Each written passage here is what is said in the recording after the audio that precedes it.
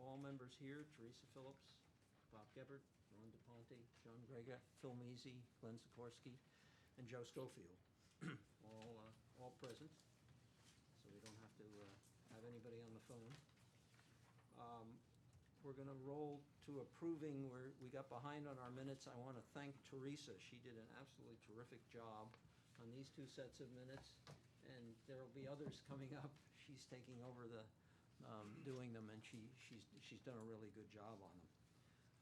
So I'll start with the October 10th, 2019 minutes. Are there any additions, deletions, changes that anybody would like to make to them? You have these in advance. If not, I'll entertain a motion that they be approved. So made. Second. Motion moved by Mr. Geppert, second by Mr. Grega. Any discussion? All in favor? Aye. Aye. Unanimous? Okay. Let's go on to the November 14th minutes.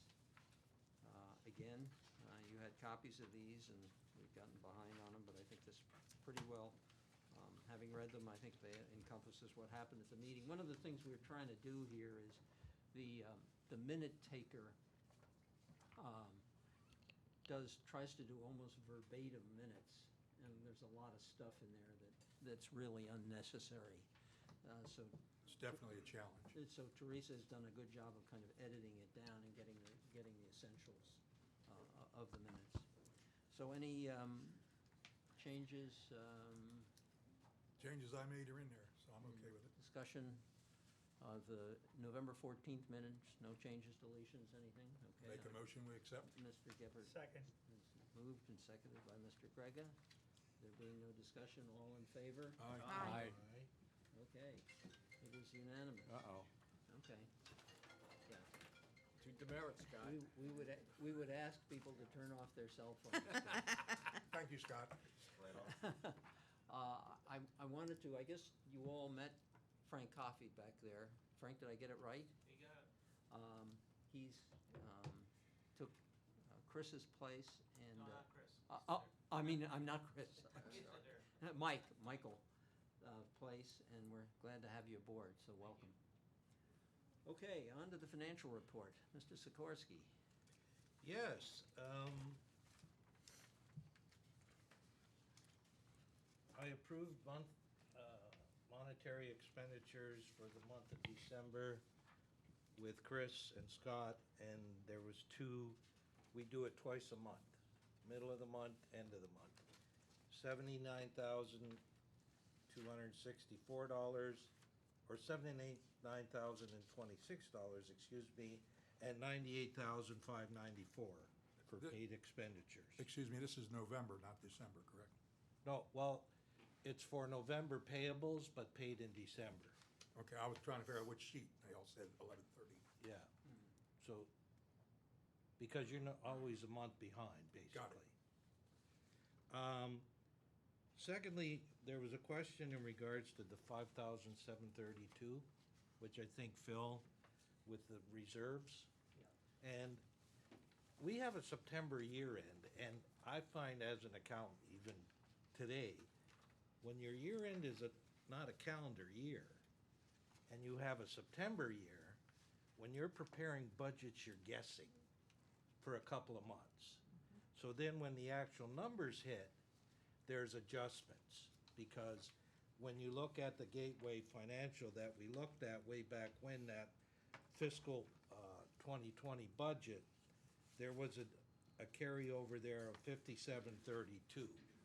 And Glenn, excuse me, what page are you on? I'm having a time following you. That number you don't have. You don't have, that Oh. was sent out Okay, last okay, meeting. as long as I can't find it. Yeah, and it is a little confusing, especially to look at the numbers and determine how they flow over to the actual payments. But our main concern is to stay within the budget, and we are doing that very well. So when there's these carryovers for $5,000, not that I'm saying it's not important, but it's pretty darn close to what was projected, right?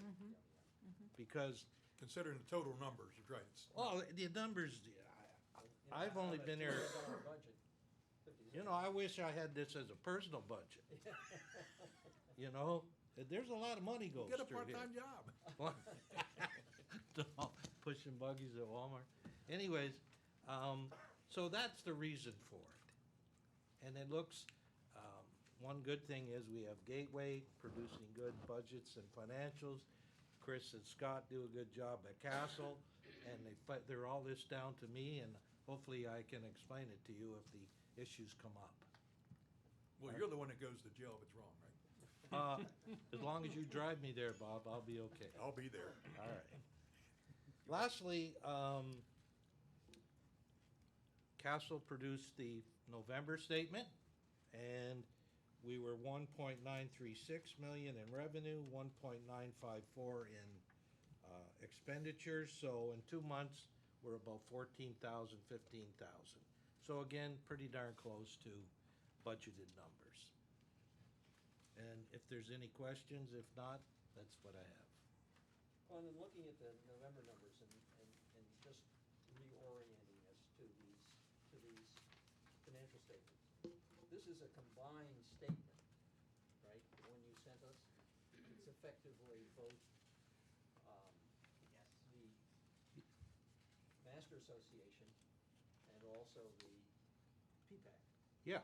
And so, the thing that's of interest to PPAC, I assume, is the CDD income page, which is page 3. Yep. The rest of the stuff pretty much just involves the Master Association. That is correct. And these things are combined. So I think that, is of interest to point that out to people. And in looking at least through November, now I guess I'm behind here, but through November, I noticed there are 2 places where we had some, fairly significant budget, unfavorable budget variances, and they were both in, one was landscape maintenance, which was almost $34,000 unfavorable, and the other was plant replacements, which was almost $20,000 unfavorable. Are we in trouble here, or is this just timing that I'm seeing here? What page are you on, Phil? I'm It's sorry, Scott- I'm on page 3, Bob. Page 3 of the November 30th. Of the November 30th. Page 3, got it. Not page 3 physically. Okay. I'll defer to It says Castle. page 3, If I may, yeah. Scott Charnock, Pelican Preserve, Castle Management. As far as the landscape maintenance, that has to do with timing. Okay. And the tree and plant replacement, as we recall, which was approved by PPAC, we were gonna have an overage because of all those trees that were hit by lightning. So that is what's driving that overage. So, Thank you. you're welcome. Okay. Are there any other questions of Glenn with regard to? So with that tree replacement part, will that recover over time also? Well, Well, no. So those trees are lost, this is just gonna be a negative then? yeah, Okay, so we'll have to make it up someplace else. so the one is timing, the other is Yeah. just an expense, okay. Yeah, we're overspent. On the other hand, there are places where you can see where we're under budget, Yep. and some of those may hold up. The other thing that interested me is that the expenses and the income are virtually the same every month in this statement, at least for the CDD.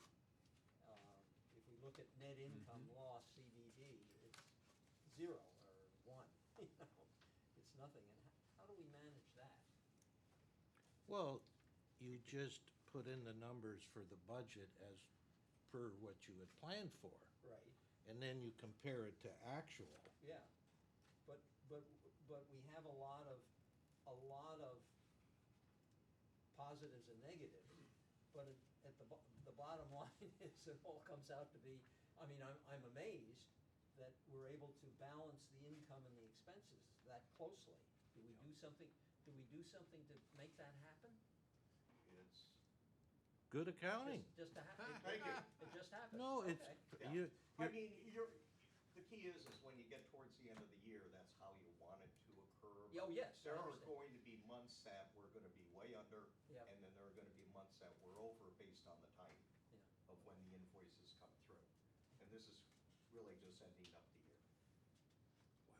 And as I said, fund accounting, that's the purpose, is to break even, right? So, again, it's only as good as what you budget. Well, not knowing a thing about accounting, just the comment that Phil had, looks like Bernie Madoff ran our books. Just saying. I'm not used to it all coming out like that so accurately. Well, is the $5,700 part of that? Well, if you, In other words, did we take a, in other words, did we actually have a bit of a, income over expenses of 5,700 and we just rolled that and so what was left was even, came out even? If, how would accounting work with the CDD? Normally what they do is they try to zero it out at the end of the year being a taxing authority. And then any of your surplus would get rolled into your reserves, Yep. which are your, Okay. undesignated reserve Right. line.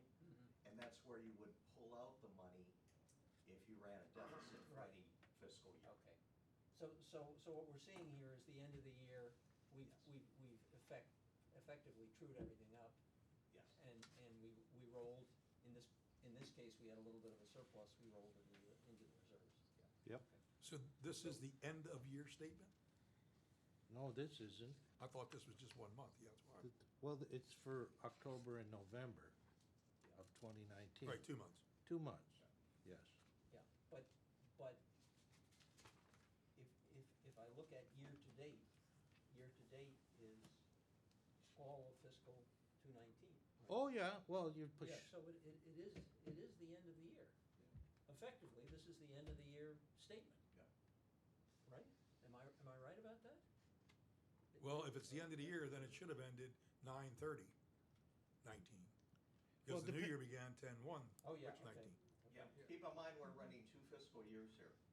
Ooh, Yeah, the CDD is a different fiscal than the master. Right. yeah. So we're taking a ordinarily complex Okay. and making it even a more. little bit more complex. Well, Okay. we always have. Oh, I don't, Yeah, That's- no. that's I what we don't like disagree with doing, that. Making it Okay. harder. So I'm gonna go back to an old question that I ask all the time. For the past fiscal year that ended September 30th, did we have leftover money Yes, that we didn't spend during that year? yes. How much is that and where is it? $5,700 and it Is was that what rolled- it is? And it was rolled into reserves. Yeah, Is that what it is? Yes. Okay, because I haven't seen, this Yeah. doesn't show the $5,700. Yeah, right. It $100. would, yeah. Okay, yes. okay. See, for ease of accounting, when I was more in business, I would recommend December year ends. You know, because, for your fiscal year or calendar year would be December. And then it was a lot easier with the budgeting, et cetera, to go across the board. Go to the next CDD meeting and make that. Yeah, by state law, we can't. That No. It's their is budget not- cycle, I mean, we Glenn, didn't you're right. create it, the State cycle. law is what dictates our, Yeah, and CDD the budget requirement IRS filing, you get into a whole hornet's nest. So unfortunately, hopefully we can deal with these numbers the way they are. And luckily for Excel, because Excel makes life easier. All right, any further questions of Glenn? Financial report. One more. Go ahead, Ron, yeah. I don't know if you could do it for the next meeting or the meeting after Okay, that. yes. If you can go through all of the reserves / unassigned money. Now that we've got information from the last fiscal year, how much is that and where is it? You see, you understand what I'm asking? And it isn't, it is not the reserves that show in this statement. Those reserves belong to, the Yes. Master Association, the $116,000, $115,000 Yeah. from the Master Association. Yeah, I don't care about that money. I Yeah, want it we're talking about for our CDD money. CDD reserves. Okay, we got a lot of money in reserves, specifically capital reserves, et cetera. And then we have some unassigned, if you will, monies. And we need to know how much those are. And I just- okay, The I get- reason is, Bob always takes it. Well, no, No, I, well, I, no, you that- know, Well, that's the point. part of it There's is, almost like two different things going on, because It she's is. had a You're a dead right. surplus, if You are dead will, right. that's rapidly coming to an end, I think. I think we're trying to. Yeah, well, Spending as fast as we you know, can. and that's okay. There's nothing, I'm not objecting to No, no, that, no. and I understand what that is. But then there's the rest of the money. But specifically to answer one portion of the question, we entered budget year 19 with $532,900 in ponds money that showed up in our reserve umbrella. Right. We overspent last year, that tune as of 9/30/19, that it dropped down from 532 to I think it's 335,000. So we overspent 200,000. Okay, but you still got 300,000-ish. And now we sitting got there. that into this year, and hopefully when we finish the Matarita, that'll all be gone. Yeah. But, That's yeah, fine. that's numbers that Glenn and I talk about. Right. So he knows what has been identified by Infomart, who does our, Yeah. Infomart? Yeah. I keep thinking Icon. But Infomart keeps that as totally separate numbers. And that's good. that's good. So my But question is really the other. What's the rest of There, it? there are also rest. some other reserves, because. Right, we got lots of CDs out there that we've. Reserve, and then there's unassigned reserve. Then we have our capital reserves, which are identified as capital, so we've got a number of categories. And over the years, we've reduced the unassigned reserves. Right. You know, we put an emergency Right. account Yeah. reserve In and fact, we other have an kinds of things that we've emergency done. Yeah, when Irma came in and we had to spend money, yep. So yep. we put some money And I'm aside quite- for the next Irma. I'm Correct. quite sure that Nancy can take you through as to exactly, because I think she went through that at one point. Oh, Everybody that's a struggles good with that. starting point. Okay, I'll talk to her. She can take you Yeah. through. All right, I'll Certainly, try and, their accounting guy with Stephen Bloom. He is the best resource of all. Stephen, yeah, yes. yeah, I've been in touch with him. Stephen's the one guy that understands it all. Yep. Okay, I'll you. see what I can do for next meeting. Appreciate it. Ron, any other questions? Anybody? Okay. We will move on to Mr. Charnock, Association Manager Reports, Securitas. If it would be acceptable, Danielle Harmon is here with Securitas, if she could give her report, and then I'll go into mine. Sounds good. Thank you. Danielle?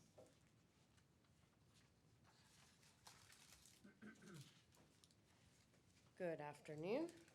I'm going to pass our reports around here.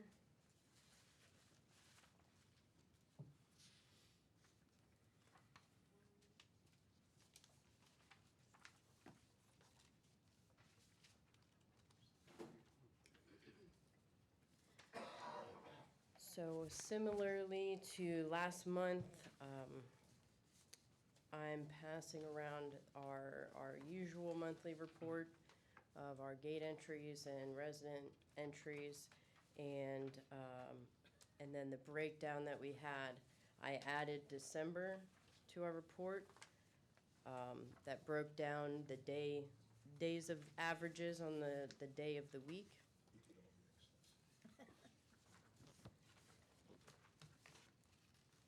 So if you look at our traffic volumes, they're, yeah, so if you look at the monthly report, This one. which is, yeah, this one here. So we're in a pretty high spot at this point. If you look back to January, we're even higher than we were in January of last year, and that's just in December. So January of this year, we're expecting that volume to go up quite a bit. So if you look at the daily averages, they've increased a little bit, but like I said, I think in January that will go up quite a bit. I guess keeping in mind, our daily averages will just continue to increase. We're right now at 81,000 entries total for the month, which is the highest we've ever been. And so January, we're looking at probably close to 90,000, if not over. So one of the discussion pieces that we spoke about last month was, parties and how to handle those. I have one question before we go there. Mhm. These blacked out areas, is Yes. that because we just didn't have data, or? Right. Yeah, that's We correct. can't really look at December of 18 versus December of 19, Mhm. except on guest lane Right, for the comparison. right. Am I That's okay? correct. So Yeah. I'm reading it correctly. Yes, and so going into 2020, we'll have much more accurate data now that Year-over-year we've got, year-over-year comparisons. We've got, all except the 2 summer months where there was issues with the readers. But our data will be pretty accurate going forward, so. So the discussion, just a few points that I had to, I guess, bring up with, the different possibilities with large groups. That was something that Scott brought to my attention that was going to be discussed today, so just a few ideas to throw out there. A lot of our larger communities, which I mentioned last month, the one that we have that's comparable in size to Pelican Preserve has 2 gates. So it's hard to kind of compare apples to apples because they have, a little bit more ease of access with another gate. So, we have to be a bit more, I think, creative in how things are handled just because of that. So, a lot of other communities will do things like a list of people, which we kind of mentioned last month, and things like that. But I think one idea that we've talked about, that I've spoken to Chris about as well, is doing pre-printing. We can print, and one of the questions that was brought up last month was how many people can we enter into a party in Dwelling Live?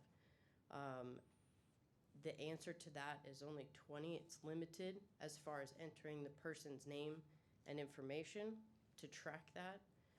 But you can print, so if we had a very large event and we wanted to print one pass that was just kind of a general pass for an event, we can create that and print as many as we need to, so that the person can come through the gate and actually have a pass, but just not have, not entered into Dwelling Live as they normally would, because that's what takes up the time. And it wouldn't be a unique pass. Correct. It would just be a basic, everyone would have the same pass. And it would be that one-day entry pass only. Correct. And would that And- negate the need to check their license and things? Well, that would be something we would have to establish, yeah, so But we it could be, but. Right, it could be, we could have, there's multiple different ways of doing it. That's a quick way to, identify, at least we know these people their vehicles are in the parking lot and they have a pass now in their window. So let me ask you a question, though. So Mhm. the responsibility for handing out the pass would be the sponsor of the event? No, in Okay, this go ahead. case, we could say, okay, we're having this event, we would have the gatehouse then print X Say number 50, of for example. passes, 50, correct. For example. And They then the can do that person, prior, the person coming to the gate would just say, I'm here for bridge. correct. And that's all they would have to do, and you would just give them a pass? And they would just won't get have the to show pass their and- license or any of those types of things? Well, that's something that would need to be established. Okay. Could or couldn't. They But could. Right, Yeah, Okay. without belaboring it, Yeah. that specific example we talked about earlier this week, we had a meeting with a few folks, Scott, Chris, Don Becker, and myself. I apologize you weren't there, so we could have gotten into this a little bit more detail. Right. We talked about just that kind of thing. And one variation of that was that the first time during the year, for example, that you had a bridge lane, the person would have to have their license scanned and whatever. They would be given a pass that would be good, I forget what day of 4 the week. months. but it would be good for 4 months, Monday for 4 months. And that person would not have to be scanned again. Okay, that doesn't take care of everybody, because every month you have some new people, Right, but it's every a week, right. small number. But it's still, it's, It's a It's much fun. smaller number, and eventually gets down to like Sounds no great. big deal. So we've talked about that, and if you don't mind, Is it, I mean, you put on here. yes, and that's what we were gonna talk Front about. gate entrance. Yes, so let Okay. me, if Yeah. you don't mind, let's just continue with that, Sure, if you don't sure, I mind. think it makes sense. And you guys, please chime in if you'd like to add a few things, Scott, Chris. The issue isn't so much smaller events, I'll use the Right. bridge thing as an example of 30 to 50 people. The issue, and it's not even things like weddings, because you get lists of names for weddings, and it's relatively easy to process them. The issue is when you have a large event and you have no names. And like the this- realtors. the specific example is a golf club, once a month, I believe it is, has a realtor's luncheon that's 100-plus people that show up, and they have no list of names, and they just come to the front gate. So in theory, not that you have 100 cars, but in theory, you got 50 to 80 cars coming through in a relatively short period of time. So what's been happening as that line backs up towards tree line as they're processing, because a lot of cars coming in at once, when it gets close to tree lines, the guards are just letting them in. They're not scanning, they're not taking license plates or whatever, until the line gets To short relieve the enough burden, right. to relieve that burden, then they start checking licenses again. So I'm more than willing to sit down with both the golf club and the town center and say, look, guys, that's unacceptable to us. We need to know who's coming into our community. We're not gonna stop them from coming in, but we wanna know who it is. In order to do that, here's some things that you may have to do. If you're not willing to give us a list of names, then you have to do other things, and we talked about that.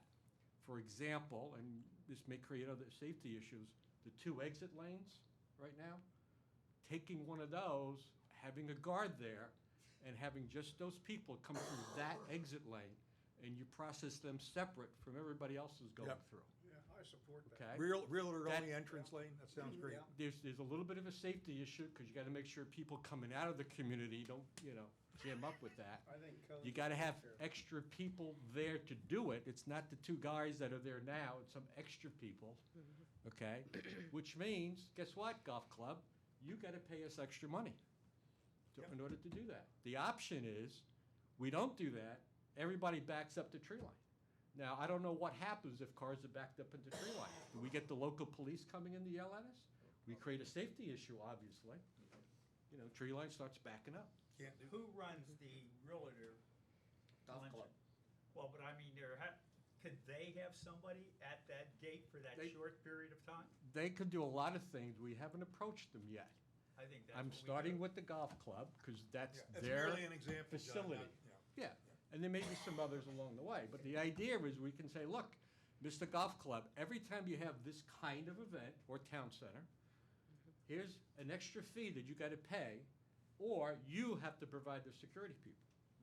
And, whatever the number is, an extra $200, so that we can ask Securitas to come in and provide 2 extra people, put the cones out, make sure the exit people aren't interfering with the entrance people, et cetera, et cetera. We can do that. Costs money. I Okay. think that would be the So my better way to question go. to you guys is, do you want that kind of control for people coming in, or are we willing to accept the fact that from time to time, a couple of dozen people are gonna enter the community, and we don't know who they are, but they're going to the golf club for a luncheon or whatever it might be that they're going to the golf club? I like this extra security feature the way you mentioned. Yeah, I think, we clearly, just from stepping back from it, we're always in a position where we're balancing security with Convenience. Convenience, right, getting people through the right. gate. Right. And, yeah, I think it would be worthwhile, certainly for you. to Okay, dis- so, in my opinion. to Okay, one discuss thing I would like to share, Good. well, I'll wait till this is done. No, I was just gonna Well, ask this- if anybody this else has past- another This opinion. past Monday, now again, Bridge is a limited group, Hmm. but I went through who we thought was attending, Yeah. and I sent Scott a list, here are the names, I made them alphabetical. And I sent notices to all the people coming that get a 9.5, 11 sheet of paper in your front windshield that said Bridge. Hmm. So at least initially, the first week, they'd have to come and present their license, all that stuff. But in the future, what I was thinking, and this might apply to this other one, since we have two guards there anyway, from 11:30 till 12:30, that one of those two guards would be at the trap gate, which is no longer a trap gate, but the resident gate. And if he came up and said bridge, he would spirit them in. So they wouldn't be going, that's just Rather another, than just a sign that that's says a small bridge, one. an Yeah. actual pass. Well, I love that. I just heard As it. opposed But this is to- what we did last week. That's all. So, yeah, I mean, those are all things. Ways to do it. Once Modify they it. have the pass, it's Yep. very easy to get them through I the think that's visitor great. gate. Yes, And it wouldn't be a significant backup for anybody. Once Hopefully. they've got the pass. hopefully, right. Because it's not like I gotta take your license, go in, make a copy of it, scan it, no. You got I a agree. pass, they scan the pass right there and off they go. So I think the smaller venues are not a big issue. It's the larger ones that we don't know The who's car coming shows. in. What do and things we like do, that. yeah, what do we do about the car show and the 5K, the ones? Well, couldn't That's that be the same issue. Same issue as a Same real Am I, issue? am I correct? The same issue, if it backs up, they just get Well, allowed you in. notify the participants in the same way. Go The ahead. one thing with the car show and the 5K is these tend to take place early enough in the day with the setup and the entrance that we have not had significant backups in previous years. It's all done, planned in advance with people coming in Okay. early, non-peak time. All right, well, Are the displayers known to us prior to them showing up? I don't know who knows That's that. I doubt what the Icon staff is, it's all handled through Icon. yeah, I think what we'd have to do is try to be consistent rather than if it's, your event starts before 10 o'clock in the morning, don't worry about it. You know what I I mean? agree. I think we need to be relatively consistent that car show, if you're gonna have 150 new people coming through, I don't know what the numbers are for them. But have a plan, follow the plan. You need to be prepared to give us some extra money, or you provide some extra guards or security for the front gate. And then you guys, Securitas, figures out how to deploy that Right. for that particular event. And maybe you just do it unless, you don't do anything extra unless it starts backing up, and then you deploy that extra little, exit gate or something of that nature. But I think we need to be consistent, treat everybody the same, if you will, okay? Ron? But the point would be, based on the consensus that I'm hearing, I'm willing to have a meeting with the new manager of the golf club, because you got a new guy coming in after January 15th, as well as the town center, and go through this with them, with your presence and you guys, and let's go through it with them and see what other, maybe they'll start giving us names, I don't know, whatever. But, and I would ask you guys to get together ahead of time to say, what would be the cost of doing that extra lane, if you had to do Okay. that? Okay, so we can go to them, either you do it or we do it, and if we do it, you're gonna have to give us, an extra couple $100 or whatever it might be. Ron, for consistency, I think it'd be best if we took care of the security. I'm also concerned about insurance. If we were taking care of the security versus somebody else, I think there That's a might good be an point. insurance issue there. Yeah, But we I have- think it's great that you're considering using that other gate. We had talked Yeah, about that at the right. last meeting. I think putting cones out and directing traffic, I think would be a very easy solution. Yeah, I might have to touch base with Tony Pierce first, because I think he would probably go along with what you just said and have our security people do it. Because you don't know who's actually gonna show up. You don't know who's gonna If be they're gonna there, provide the and we could individual have break bill. implications that we Yeah. don't want down the pike. Yeah, maybe it's Right. like you either use our people or we have to approve who you're using. So they wanna hire another security I wouldn't company. even want, I would not you even know, want to whatever. give them an option. But that would be something that we'd have to take care of, absolutely. Okay, so I'm gonna do that, hopefully between now and our next get-together. Okay. We'll see how we can get everybody Okay. together. Last meeting, we talked about the second gate. Mhm. Did you see a good result for that? The trap gate? Yeah. Yes. From what I've heard from everyone up front is it's been flowing very smoothly. Good. Haven't seen any backups or any issues. It seems to be working well. Okay, thank you. Any crime reports? Not crime as far as theft or anything. I haven't heard of any tailgating or anything, of that sort. It seems to be pretty smooth. And to Glenn's comment, question, I can say our office tends to hear when there are concerns about backup or efficiency of entry. We have not had a single report. Improvement. Yes. Go ahead. I was just saying improvement, that's great. Yeah, I mean, we have traded off a little security out there for smooth flow. Yep. To your question, Teresa, I get a copy of the incident reports that are, if you'd like to get a copy as well, I'd be more than willing to share them with you. I mean, because if you do or not, whatever, just let me know. Any other One questions? last comment before you leave, and this is typically a January, February, March comment. Okay. The security people like to park their car next to the guard shack in that exit lane. Mhm. And that slows everything down, sometimes leaving, because we got a lot of people. Some people go up to the exit thing and wait until the car goes through and it comes down, whereas Right. other people will tailgate out. So the security lane is always supposed to be empty, the lane next to the house. Correct. If you could just reinforce it. I will. It's a new item, but it's every year the same thing. Is it personal vehicles or the No, patrol it's vehicle? our rover vehicle, I'm sorry. okay. The Yep. rover vehicle parks He in was that parked there lane. yesterday. Yeah. Yeah, Well, and I actually noticed that this morning. I stopped Yeah. on the way out and stopped at the gatehouse. And I think it's in the mentioned manual to him that as well. never happened, but I mean, Yeah. we change people. Yep, I will reiterate. Yep, I have a question, Danielle. okay, In November, you introduced Darius to us, yes. and nobody seems to know Darius's last name. What's his last name? Hopefully I pronounce it right. It's Nemicus. Nemickas. Okay, thank you. You're welcome. Any other questions of Danielle? If not, Scott, you want to continue Yes. the rest? Thank you, Danielle. Thank you. Thank you.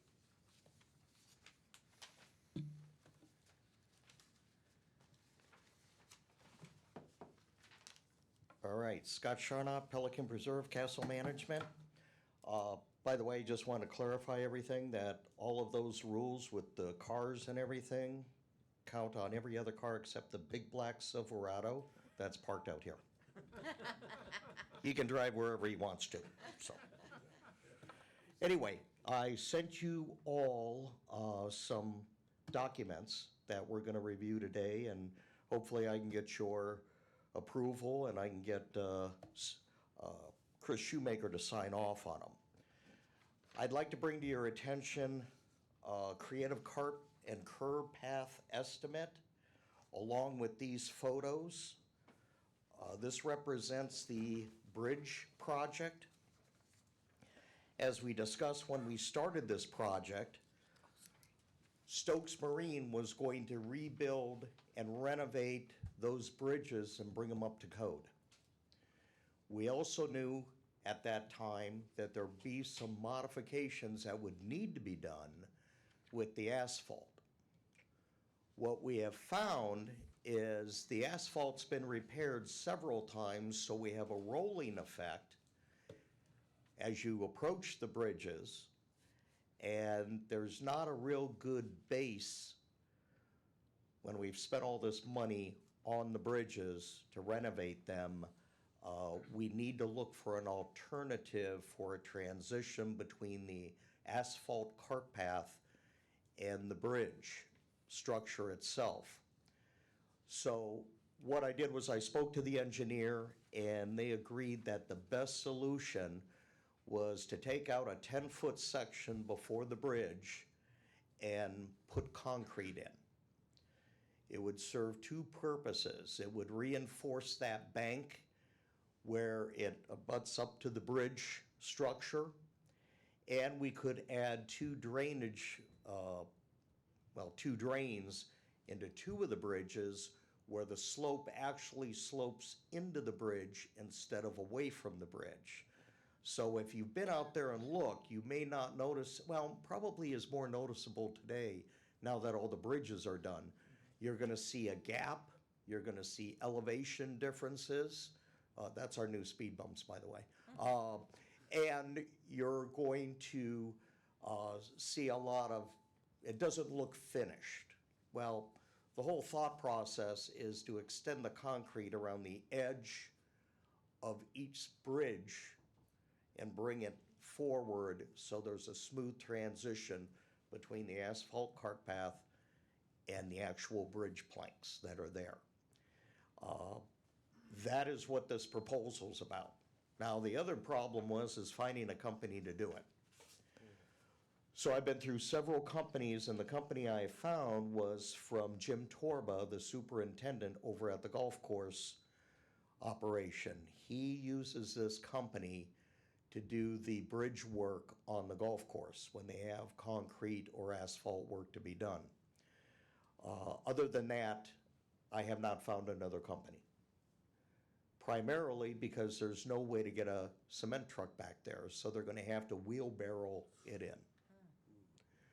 Now, the wheelbarrows, the bridges are strong enough now to support wheelbarrows and a small Cushman with some concrete buckets on the back.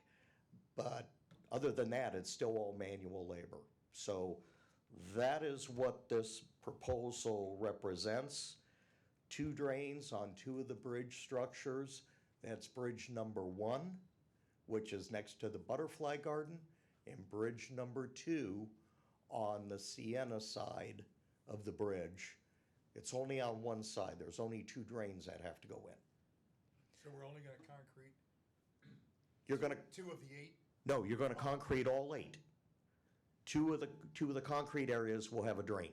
Okay, but all the bridges are gonna have entrance and exit Concrete, yes, Got it. without speed bumps, unless you want them. Well, we figure the bridge is probably settled as much as it's ever gonna settle. Yes, it's not gonna, even with the added weight of the material, no. The pilings are now reinforced. So all of you know that one bridge right behind the sales center was not very well constructed. We should be lucky that it never fell in. Because those, you know how they built up the deck of the bridge? It wasn't built. Those pieces that were built up on top, and then the deck was run over from the top of the pilings? If you remember visually what that looked like, those stacks of pilings on top of the main pilings were not attached to anything. They were just sat up there. Scott, you mentioned you want to do 10 foot on both sides. That, could you just do one section? Because that probably requires an expansion joint between 2 sections. Sure. Yeah, I mean, they're going to do that. It's actually 8 wide by 10 long, and the expansion joint will be at the end and right by the bridge. Okay, so they're happy the way. Yes. Okay. Yeah. That was the But you best have way to do yeah, it. You have to put the expansion joint in Yeah. or you'll have some issues. Remind us again the cost of doing this? Cost of doing that is in front of you. It's $8,125. And when you spend $210,000 on the bridges, this is Well, not that much. And to that point, it seems to me that the bridges we use the reserves, and I think we could make the argument that this is part of the same project, that it should be charged to a reserve Yes. rather than to the current budget. I agree. And I'd run that through Chris Shoemaker, and he would handle that through the reserves But I think. and the payment, I yes. think that's. And he can also approve up to 10,000. Yes, right. Yes. Right. Any questions of Scott on that? If not, can I have a I'll make a motion? motion that we authorize an expenditure not to exceed $9,000 to put in concrete aprons at the entrance and exit of the bridges. I'll second that. Okay, Mr. Geppert and Mr. Schofield, for motion and second. Any further discussion? Questions of Scott? If not, all in favor? Aye. Okay, one thing before we leave this, it's not related to those bridges, but the work between the baseball, softball field and the pickleball courts. There's a macadam road there for golf carts. And they both were trenched out for some type of utilities or drainage or Yeah. something. Now, when you go over them, they're worse than the bumps. You were gonna get Leslie to fix those? Could we roll? Oh, that isn't me, but I will, I'll let Terry know. Okay, look, It's town, Yeah. that's town center Yeah. property. okay. I'll bring that up at the BAC meeting. PPCA meeting thing. Well, Scott, you'll follow through with Terry on that? I'll follow through with Terry. Why don't we just leave it at that and make it I just thought easy? since we had a contractor, he's gonna Yeah. do it. Yeah. Get a freebie. Oh, yeah. Good luck with that. Freebie? Yeah, you can. Wow. Jeez. Okay. I like your time when you were in business. Never went to jail yet. All right, the next one in front of you is West Coast Electrical and Lighting. These fixtures that we are replacing are the fixtures that are damaged around the monuments at Ravenna, Monticello, Carina. Of course, everything we use here has not been inexpensive, and these long light fixtures for the monuments are $750 each installed. So this one in front of you is to replace 3 4-foot monument light fixtures for $2,175. We do have that in our budget to do that work. Is it primarily corrosion, long-term corrosion? Yes. Whatever? Yes. If it's damaged by a worker, then we go after the contractor. Yeah, So that 2175 is in our budget. Yes. Under streetlight repair. Have a motion? Move that we accept the bid for, was it the total you said it was? 2,000, $175. for 2,000, not to exceed 2,400? Okay. Second. Second, moved by Mr. DePonte, seconded by Mr. Gregg. Any further discussion of this one? If not, all in favor? Aye. It's unanimous. And they're gonna be LEDs? Yes. Okay. The next one is a replacement of a 14-foot pole. If you're driving out of Pelican Preserve, on the right, you'll see a little orange cone and a missing light post. That was taken out by a vendor, so I'm working with the vendor to have that paid for. But in the meantime, we still have to fund the repair. So like before, when vendors have damaged signs, light posts, we pay for it, and then I credit the expense once I get the insurance settlement. So that is what this $8,775 is for. The light poles are not inexpensive, so my instructions to Securitas going forward is whenever we have somebody that hits a light post or a street sign, we're gonna have to file a police report. Primarily because I want that backup so I'm not chasing down these contractors and say, oh, I don't know anything about that. So we get the police report at the time, so we have that covered going forward. This will only continue to happen. We're a large community, but that does not mean vendors and contractors drive any better. They don't. Any questions of Scott about this one? Again, motion? I make a motion, we pay for that repair.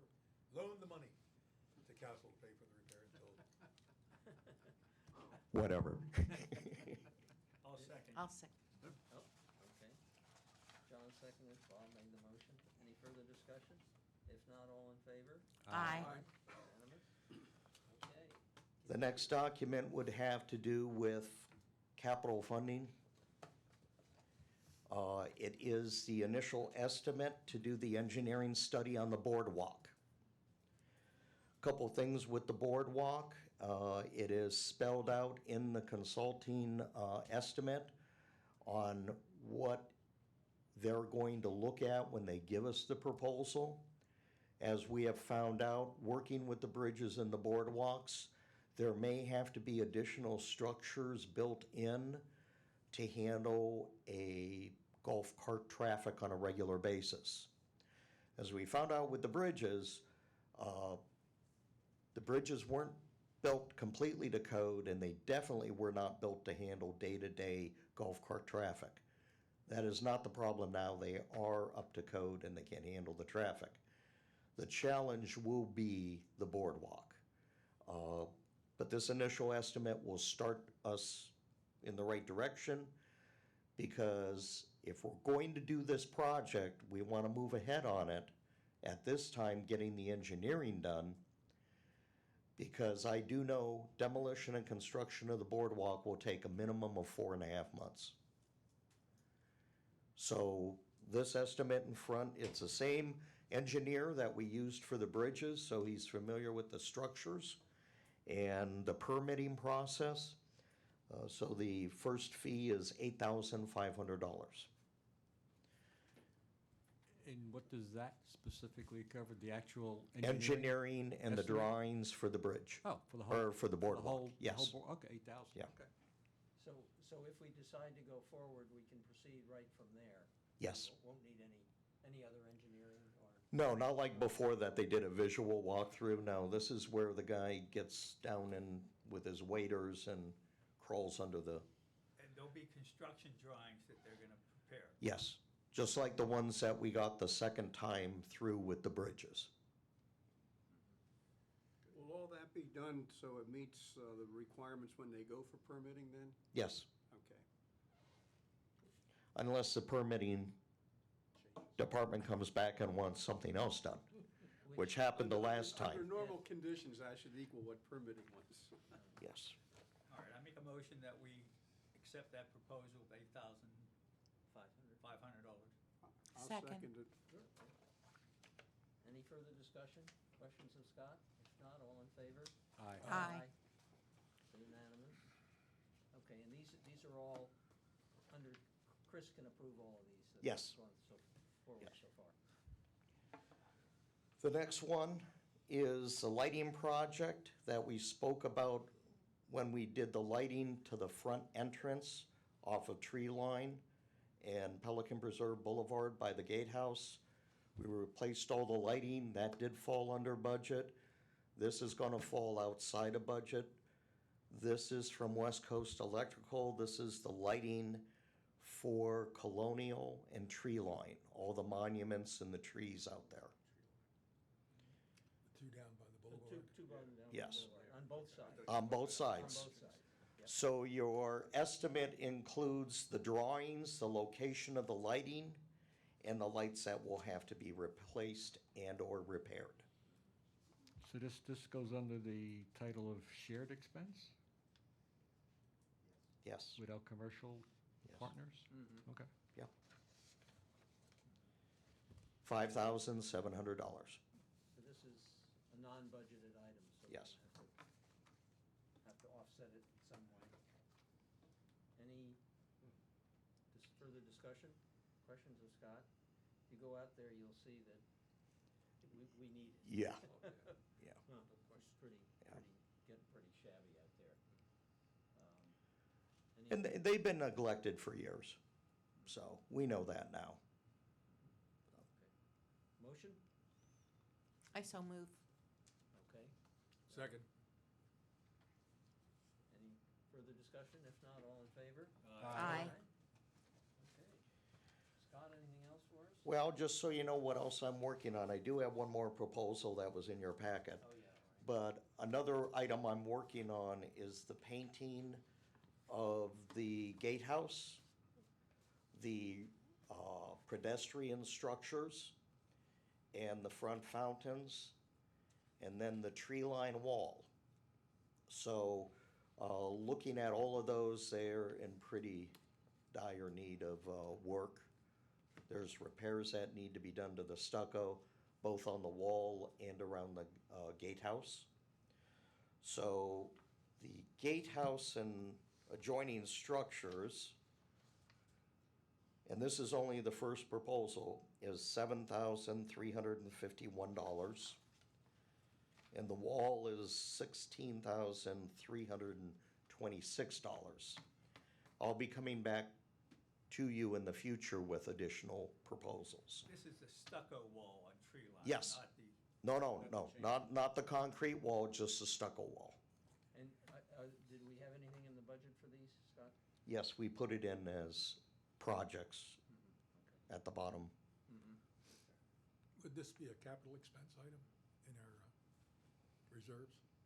Since we're dealing with physical assets? I think Nancy took it out of an assigned capital reserves. As long as it's capital Yeah. reserve item, that's what this should be. Yeah. It wasn't in the operational budget. Well, No, the only I- question is whether this is replacement slash repair. right. You don't Either- usually do repair out of reserve, usually. Re- That's, re- you know, You mean replacement out of reserve? we usually do replacements out of it, but this is Repair. repair Right. of the Yeah. wall. So Maintenance. taking it out of the reserve may be a question. It's maintenance. It's maintenance. It depends on how you define capital. Normally, anything over a combined project over $10,000, you can do capital replacement, you can do capital new, you can do capital repairs, so, Capital maintenance. Yeah. yes. Ron, was this in our capital study? I was sitting here trying to recall, because most of the fencing doesn't belong to the CDD. This is the only exception, I believe. Yes. Is that wall. I don't recall having a number in the reserve study that talked to that wall as such. We can take a look at that, but that's gonna be coming up here in the future, something that we'll most likely tackle after season. The rest of the wall going down tree line, is that golf course or is that, Master, it is the master? yes, The fence going all around the community is Masters Yeah. Association, with the exception of that. yep. And that's all prefabricated concrete. Go figure. Continue. The last one is in our budget, and it's tree replacement. And I'm gonna have to reconfirm this because they wrote Cypress Grove Boulevard, but it's actually Prado Oh, it's actually Boulevard. Is if you've been down Prado, what we have found with Prado is problems with the soil and problems with drainage. So really nothing much grows there very well. That's why we've closed in all the pine straw and mulch beds and just have left trees there. But the trees that remain really aren't worth spending any more time with them. They're oak trees. They don't look good. They don't fit the community overall. So it's time to get them replaced. So the replacement would be for 14 black olive or shady ladies that they're called, 25 gallons and staking. One thing we'll know as we go forward is our soil here is mostly sand and rock. And then what there is of it is extremely acidic. So there are gonna be plants that, for whatever reason, just die on us. And oaks that are not established are not doing well throughout the community, so. Assumedly, these new trees can withstand whatever problems that are there? Yes, yes. Scott, I have a question. I went to a seminar recently. They were talking about hurricane preparedness and so forth. The olive trees were raised in that open seminar as being a concern and issue for hurricane damage. And I would wonder if there's maybe an alternative. They were saying the oak trees were really bad, but the black olives were also quite an issue and require maintenance, particularly before a major storm comes, to trim them out and thin them out. They're brittle. But any of our hardwoods are like that. And these, you're correct on that, but if you're gonna go to a canopy tree, there are really not good options out there. I would agree with that, and I'm wondering why So- we need to have a canopy tree. Can we have a decorative tree that would be more fitting? It would fit in, I mean, you can get non-canopy trees that still can be 15 feet tall, would look nice. But they won't last. Because we have two things. You gotta have a tree that doesn't mind getting its feet wet because of the poor drainage, and that's gonna handle those subsoils. Okay, I'd like. But I mean, we can hold on this, and I can look further into it, but unless you're gonna go to palms, which are gonna be considerably more expensive, Yeah, we don't really have a lot of options because of how wide that area is. it's a challenge for sure. Do Yeah. you have a source of information that might be helpful in this regard? I think we should talk to an arborist. I'd be willing to go talk to David Brown again down at the University of Florida Extension Center and see if he might have some ideas. But I know the black olives were a tree that in that seminar, there was a large concern about those, and they were telling communities, if you have those and you have the live oak trees, you should bring in an arborist and trim the daylights out of them before a major storm's coming. And it's just a constant expense from my perspective. You're always gonna have that here. You're gonna have that, and now with how the city of Fort Myers is viewing everything, is if you're gonna if you're gonna take down oaks, you still gotta get a permit for it. I don't think so. We found out otherwise, correct? Yes, How yeah. recently? This past month. They are They, consistently inconsistent, aren't they? well, aren't they though? Yeah. But that first ruling was overruled by somebody higher up in the food chain. So, I won't even keep up with that. yeah, so I Can mean. we just take a look and see if? Oh, no, there's a we better can, alternative? if we're gonna spend the money, you know, $6,800, we can do that. Joe, This was a viable alternative. yeah, would you, Take it. I'll see if I can look into that and get something. Okay. I know, Chris Shoemaker was making a comment at a recent CDD meeting about the terrible expense that Gateway is now starting to incur, just trying to maintain their or their live oak trees in this community. I think, I might be wrong, you might be able to address that better. I think he says like $4,000 every time they have to do repair work anymore for the infrastructure that the damage is being caused, and they're actually not even bothering to replace some of the piping, they're just putting new piping in or putting new wiring in, because they can't. I think Gateway's totally different than us right Well, now. but their trees are more mature than ours are, but Just ours a are gonna little. get there. Yeah. That's the issue, ours will get there too. And if we make good Not at the rate decisions we're removing now, pardon me? It's not at the rate we're removing them, but Well, I think if we make decisions now that are going to affect the future in 10 years. I would not compare us to Gateway's oak trees, though. The way Okay. oak trees in Gateway are put in, it's totally different than the way ours were. What I mean is, right next to each other, and in a line, and with the canopies and everything. well, in any event, just so we can get through this, Joe, would you Can take I that work with under- you, Scott? and we Sure. can see- We'll with do a Scott. quick study and Yep. resolve it quickly. Okay. We you can do it. Bring it back the next time. I will. Scott, There's no rush on that, so. okay. Anything further? That is it, thank you for your time. Any questions for me? Okay, Okay, if not, thank you, Scott. very good. Okay. Ponds Work Group. okay, first up is we've had a little bit of a snafu in the Carina area, Phase 2 with the downspouts. And Herb Strong, the president of that HOA, is here to tell us of the neighbors' concern. Okay, Herb Strong, President of the Carina HOA. Good afternoon. We're aware, I mean, really without getting into detail. Nobody knows anything. Oh, okay. No, but I meant the original intent of the Okay, so project. give them the background. The original intent of the project, not to steal Bob's thunder, was to, I don't really use a mic, but, was, to protect the banks. And we all know that, everyone in Carina realizes that. To sum it up real quickly, Solero, and this was their contract, and you're probably all familiar with it, but Solero, they did the front and the back, and there was reasons for that.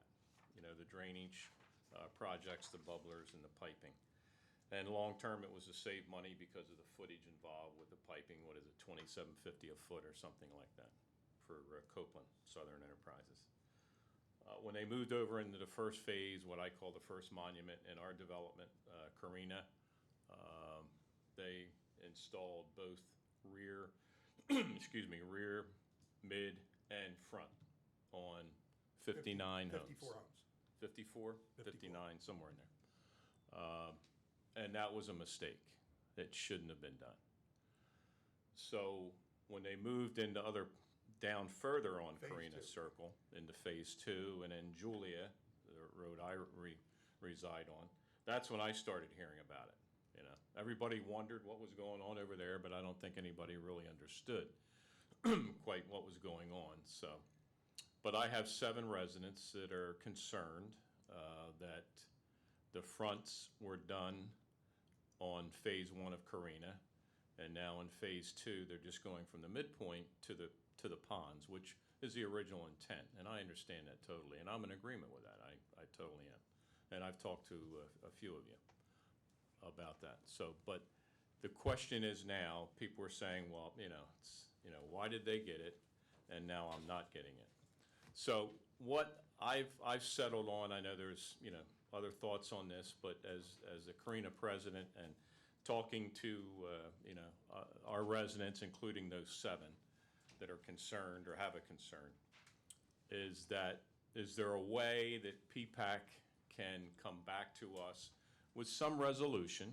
I don't know what it might be, other than,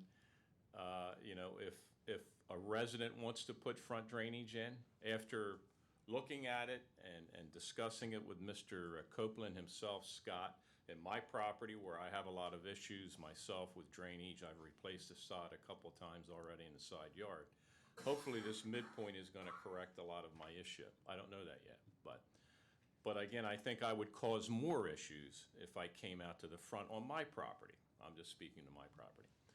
But if there's a resident in this phase 2, I guess, is Yeah. phase 2 the end of it, Bob? Phase 2 is everything Yeah. for Korea. So if there's residents in phase 2 who want to do something in their front, from the midpoint of their home to the front drainage, then is there a way that PPAC can get with the contractor, cut those folks that want to do it a break?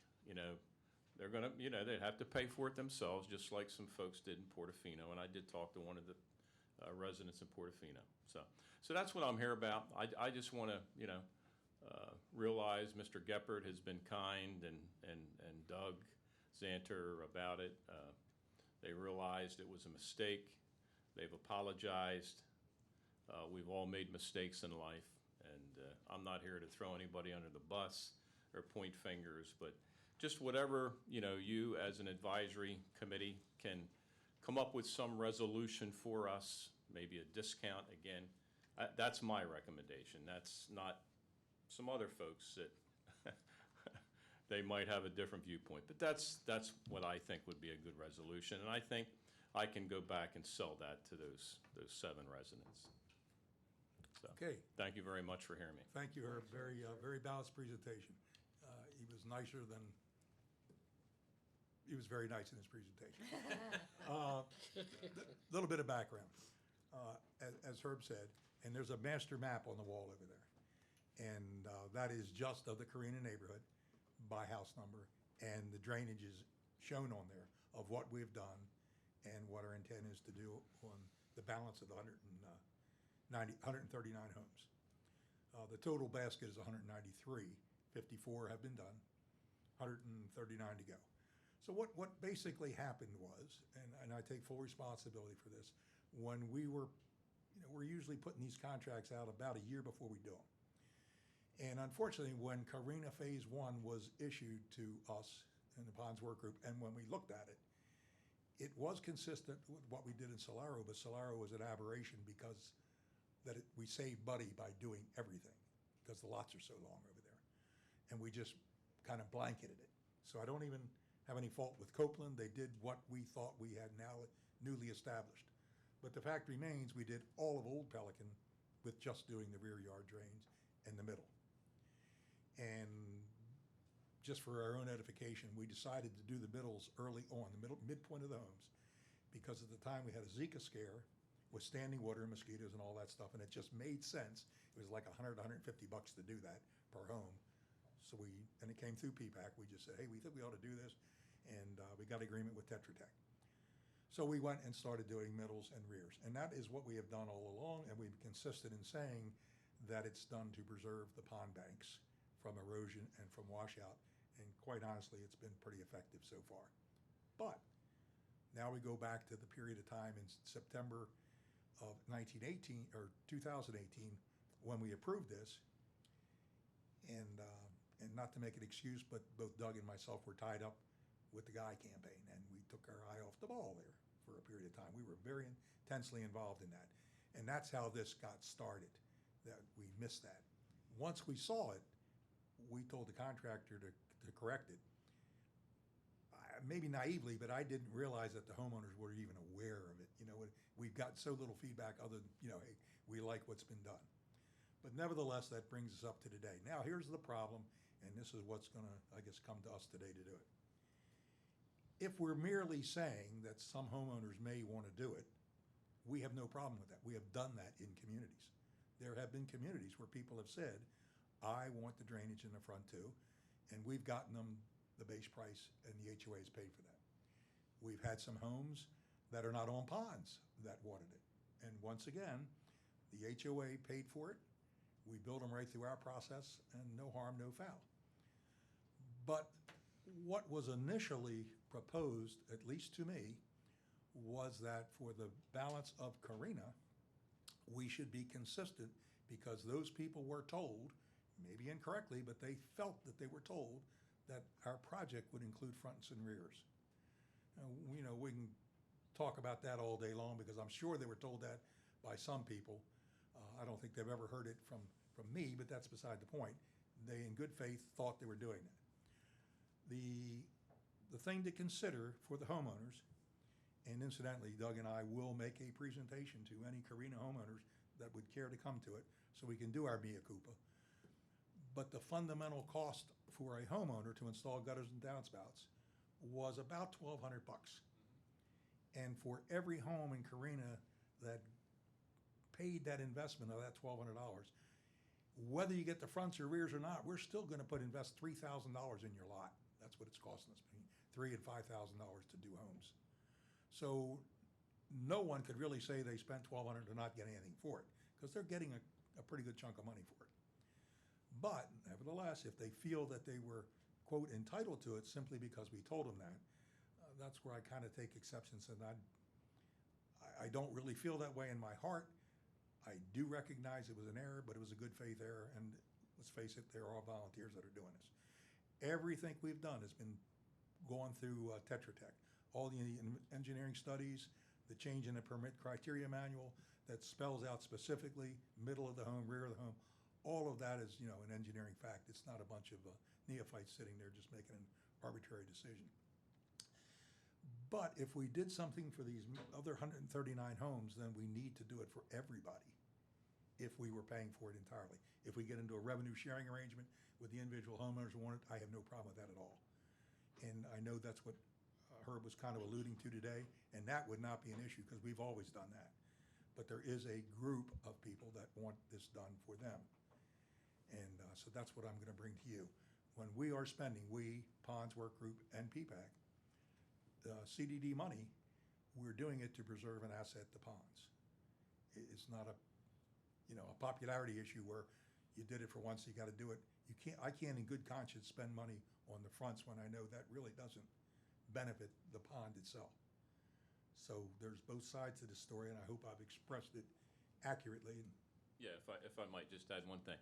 So there were 37, I don't think I mentioned that, 37 total homes that installed gutters that didn't have. And that was at the request of prior President Phil Rovner, and then when I took over as president this past year, And at our request that you right, do that, yep. we were telling residents, get your gutters up, and 37 of them did, I was impressed with that.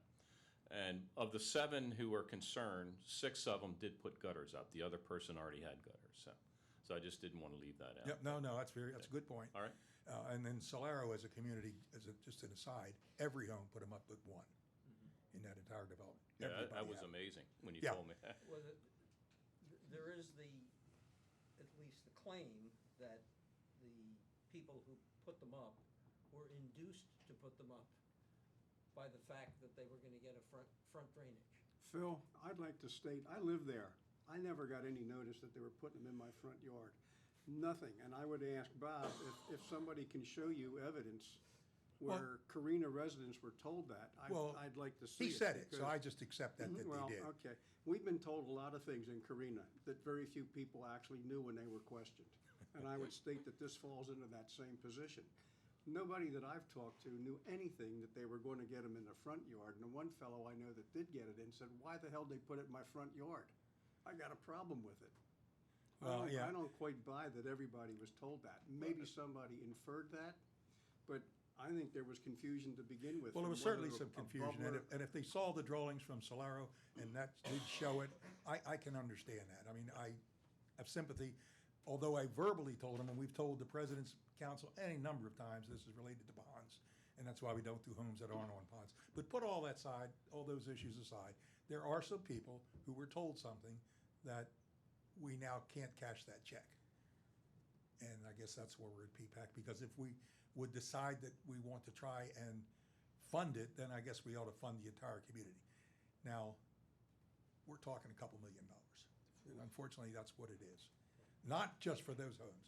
For their homes, I don't know, the old price for what we've done is $329,000. That's what we've spent as of now. And if we'd have built them properly, we would have spent probably $235,000. So we wasted some money, I mean, unfortunately. But I didn't want to exacerbate that and further that by continuing with the next 139 homes. And then we've got all of Mataree to consider. And then we'd have to go back and do the entire community. I mean, basically, you can't do for some and not do for others. What is your take on, Herb's? Well, I'm very open to that, but let me, one last thing. We did have an emergency ponds meeting Saturday, had our 10 guys together. Right. And we kicked this around, and the general consensus of that was, and I tried to present a balanced thing here, was that, yeah, we screwed up, but, we can't compound the error by spending money that's not appropriate. I So agree now, with to that. what Herb said, let me rephrase what I think I heard. If we have homeowners that want to do something in the front, on a case-by-case basis, we can certainly accommodate that, and we'll get the best price that we can. That's all I'm asking. If that's what you're asking, I have And no the best problem with that at price, all. Now, are they expecting us to share the cost? I'm not. I'm gonna do the same thing we did with Portofino, Bella Vista, and other communities. No, just if we can get I guess you're Mr. President, Phil, Yes. right, in this position here. If we can get a better, a cut, 10% cut, whatever it might be, whatever you can negotiate with Mr. Copeland. I will guess. be happy to do that. Yeah. By the And- way, some of those residents in Carina have talked to Ameriscape and gotten a quote from them to do it in the front yards. I'm not aware of that. I don't know anything about yeah, that. myself. I will tell you that by history, we had 4 different companies try to do this for us, and 3 walked away. Yeah. And the front yards are the difficult part. Well, Because in the I front know yard, that you cut the I talked to cable. someone today that got a quote from You cut the Ameriscape. cable, you cut the sprinklers, you cut all kind of electrical. Yeah. The fronts are a Yeah. bear. Her cable got So I understand But- this would run the downspouts into a system of piping towards the front of the house. That's what they're proposing. Currently, we pick up at the midpoint of the house Yeah. and the rear, and everything then goes to the bubble ups on the So bottom. the ones at the front, they just go onto the ground? The ones at the front, Go into the, well, either go on the ground or just naturally go towards the street, depending on, Yeah. there's no 2 communities built alike in Pelican. Understood. But when it goes to the street, you're not gonna erode the pond. No. It's all gonna eventually get there. And interestingly enough, when it goes to the street, it's going to the pond. Yes. with I all can the give you a pipes. very good technical explanation on this. Hydraulics. The water coming from the front goes into a pipe, it comes up in the yard in a bubbler. Yep. It saturates that area of the yard. Our yards in the front are not very big. There's a lot of volume of water coming through, so now you got a pipe that's just dumping water in one very congregated area, whereas if it's coming down the downspout and draining through the natural front yard, it has a much wider area to disperse over. If you live on the side of the street that has a sidewalk, you're going to get a lot of dirt coming across because the ground seems to be higher in most cases than the sidewalk is. My sidewalk, I have an area that gets filthy dirty constantly from the dirt running over, and I have a more spread out area of water going across my sidewalk. But if you have a very dense area of water, a lot of volume in one area, you're going to get even a heavier flow across a sidewalk. If you're on the side of the street that does not have a sidewalk, it'll flow a little bit better, but it'll still go over the curb, and it'll drag dirt over, discoloring that curb. So having it drained into the front, it can be an issue, and people may end up being very upset about the results from that too. And they need to understand all the complications that are involved with this thing. So if they want it in the front and they're willing to pay for it, I think that's fine. If Bob can get a deal cut for him, I would encourage you to do that, Bob. Well, I guarantee you we can get a deal. So I think those that want it, go ahead and get it, Yeah, but they again, ought the to be thing to buyer keep in mind- beware. You're But telling buyer me- beware. If you were offered this to get a cut to reduce your costs, you wouldn't put one in anyways. Well, I have a very unusual system in my house. I have a drain that's draining down my driveway because they should have actually put a bubbler underneath the walkway going to my front door. But I'd want a bubbler there that comes up almost immediately past that walkway. So I have a bigger area for that water to disperse over, rather than having it run down my driveway where it's staining it all the time. So in my house, which is just, that's the design of that particular house, if they were put a bubbler in, I'd want them to put it in underneath my walkway, and that's a whole different ballgame. So, no, I think people need to understand the technical aspect of this is, I think they think they're being cheated, and I can understand that. So I'd say, Bob, if you can get a deal, I'd support that, but I don't think we should be paying anybody for it. It was a mistake that was made, it was an honest mistake, and we shouldn't be spending good money just to make somebody feel like they weren't getting cheated. Herb, Just, yeah, for the record, if I might, because Bob brought this up. I personally, in my position in the last several months as president, I've not told one resident that we were going to tie in their front gutters. I did encourage them to put gutters up, and that came from the Ponds Group originally. That goes back a couple of years. But I personally did not tell anyone that, and I think But anybody would supposedly, attest there to were that. some meetings in which that was told to let me us. ask you. I was on the board the last 3 years, and I don't recall any meeting where we told residents that their front Okay, told them in a okay. meeting that their front gutters are gonna be tied in.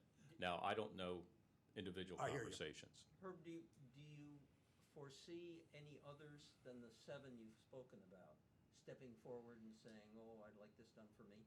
Truthfully, no. We had a board meeting this morning, and no one brought it up. I explained to everybody what was going on, quite frankly, and, it was, I don't know, maybe a dozen people there, but, of our residents.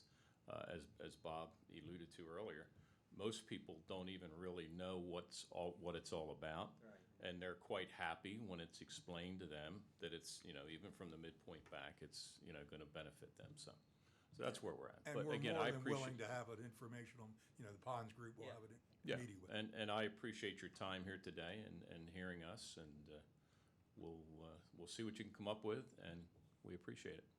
On behalf Yeah, of that's Karina. consistent with what we've done in other communities, so I have no issue with that at all. I've got to jump on a work conference call, but thank you very much. Thank you. Thank you, and, Herb. That's a Herb, four-letter I'd word. like to thank you for representing our community, by the way. Um, Okay, well, then, I'll take it from here, and Herb, if you want to have that joint meeting, we'll do that, and I will Okay. get you what the price will be. Yes. It'll be by Appreciate individual that. home. And Yeah, I'll you get, and I can communicate. I'll It's get good. Copeland to do that, and if we need to, we'll revisit this with the group, but right now, we'll just continue where we are. okay. Thank you so much. Okay, next item is Karina Phase Two, interestingly enough. Now, since I made the map, I want to show you this. You are talking long. Hey. He was the reason for the long meeting. Give me a break. All right. Fundamentally, this is Phase One. This is Phase Two. Phase One is complete. Phase Two should be complete. I'll hedge my bets and say the end of February. It'll be done sooner. We've already got some of the components finished, so we'll just continue on down that pike. The Phase next 1 was 54. 54 homes, And the other, and it's 139 remaining. We just got pricing in today, or estimates for the cost for Matarita. Since, I don't know if I brought this up the last time or not, but Matarita 1 and 2 are the only things that we should be on the hook for doing the drainage, the bubblers. Because Matarita 3 and 4 were the responsibility of Lennar. Having said that, I haven't checked to see if they did it. We could go to, like we did at Prado, where they're supposed to doing it, and then find that it's not done.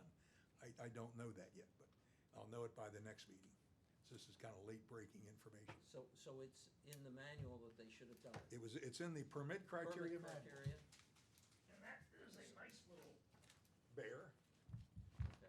what the developer has to adhere to when he was issued his permit to build. The gutters and downspouts part are not in this, what I have, but Mr. Schumacher told me no, it's an appendix to this, so he's getting me the appendix. So we have a, quote, legal basis Oh, to absolutely. go after Lennar to do Absolutely. this work. Yes. Aside from the fact that they've agreed to it and written to us on numerous occasions that they would do it. That's right. Even. Yeah, well, I mean, they all say they're gonna do it, but they don't. To that end, while we're talking about Lennar, I got a message today from Zane Zader. He is the new Daniel Ledbetter and whatever for Lennar to do finished work. We have 2 items with him. The 3 of the 5 broken aerators in Parado and Pistoia. And by broken, I mean they were not built properly to begin with. These are the ones where they ran extension cords across the lines and totally ignored the tombstone electrical connections. 3 of the 5 have been finished and they're working. The other 2, they've kind of thrown in the towel, and they asked today for a quote from Solitude, and Solitude has been our installer all along. The guy that initially installed those went out of business. So we're making progress. It's always glacial with Lennar, but we are making progress. But concurrently, I've asked Tony Perez, the attorney for the district, to institute whatever legal paperwork he has to do to go after the construction bond fund, so that if Lennar doesn't do it, or doesn't do it in a timely manner, that the district, on our behalf, is pursuing the legal part so we can go and force them to spend their money. So that's moving on. The second component with Lennar and Zader has to do with Palazzo in Lake 39. Review that they built 2 buildings out there, the last couple buildings, and in doing that, they destroyed our compressor line to the pond. It's gonna be something less than $9,000 or more than $9,000 to fix it. And again, Lennar has at least made an inquiry to get a price and a quote. And I always had hope that when you got that, you were gonna have something happen. But unfortunately, once Zane gets it, it has to go through their billing and chain of command system, and that's where everything dies. That's the big black hole, but we're moving there. Okay, we've got ordered the new conservation signs, which I showed you last meeting, and they should be installed hopefully in the next 3 or 4 weeks. And those will be in the conservation areas and at the ponds? Whole community, yes. There'd be some new pond signs too, but they'll all be on that green background. They'll look like Pelican Preserve stuff. We do have a inspection of our conservation areas by Florida South Water Management coming up on January 17th. It's the first time we've done it. By statute, they have to do this every 2 or 3 years. So they're doing it. So I have no idea what we're gonna do or how we're gonna do it, but Elle's gonna go with us, and, we'll see where it takes us. I don't expect to have any issues there at all. We are developing, all the issue that just came up with Carina and the downspouts and all this stuff has drawn us to conclude, the ponds work group, that we're gonna do a chronology of how we came about and the types of projects that we've done and how we've gotten here. So I hope to have that for our next meeting. We were asked by the Residents Alliance if we wanted to take 10 minutes and make a presentation at their end-of-month meeting, so we're going to do that. I don't know if Carol talked to you about for PPAC. Yes. But she asked me about ponds. I'm already doing Yeah. feedback. And I have no idea if anything's gonna be required for the community, but I guess with everything that's going on with the golf course, that's probably gonna tie up their meeting. Been in contact with Dave Matthews to get our GIS website user enough friendly to put on the Community Association website. So we're still tracking that to make that happen. It just keeps getting better and better. And last but not least, we're starting the second phase of our 5-year clean all the drains and ponds and catch basins and all that. That'll be starting shortly. And the area that they're doing, if my memory is right, is from the flowway through Carina, Azura, and over to part of Solaro.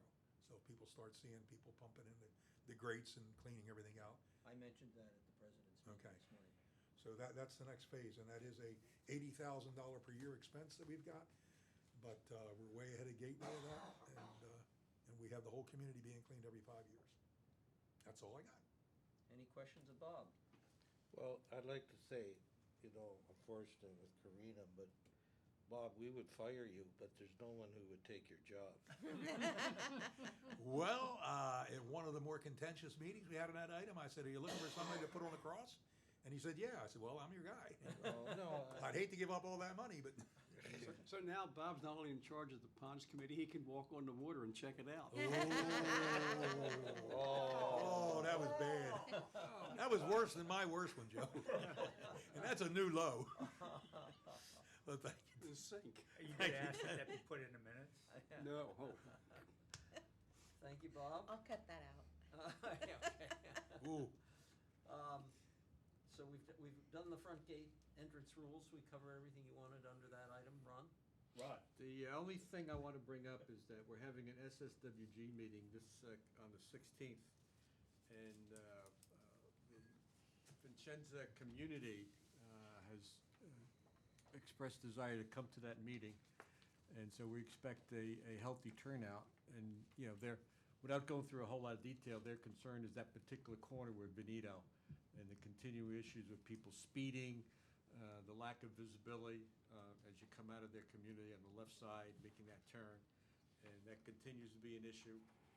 We are, and I talked to Tom very briefly by email, looking into putting a mirror at the end of that intersection to at least give them a little bit better visibility. It's not a solution to their problem, but it's a little bit of a help. So we'll see how that meeting goes. And we'll be talking about a lot of other things that don't concern Vincenza itself, but the rest of the community with additional speed limit signs and other kinds of things that we're working on. There were, and I will transmit these to you, but there were 3 things that came up in the president's meeting Oh, okay. today that Good to things. add to the project list. Add to the project list? Add to the Yeah, one of the things that I want to talk about at that meeting is to come up with a prioritized list of all of these projects. And to come up, some of them have known cost estimates and some of them are just guesstimates. But to put that together and present it to you guys for our next budget cycle, so that you get these things in the budget versus just, put another $10,000 in there for projects. Well, here's the 8 projects that we're talking about, and the estimated cost estimate is this Good amount of idea. money, and get it part of the budget. Good So idea. everybody recognize that, and the community can see that as well. Okay. Any questions of Ron? No. Okay, we'll move on to the meeting attendance schedule. The February meetings will be, I'm on for January the 16th. yeah, okay. So That's the second. February the 6th is Sixth. the next board meeting. is the next board meeting, yeah. Can someone do that? I could do the 20th, I can't do the 6th. Okay, Ron will do the 20th. I cannot do the 6th. I can't either. I'll probably be here. I can go. Yeah, I can't, sorry. Okay, Bob, you have? Yeah, I generally come anyway because Yeah.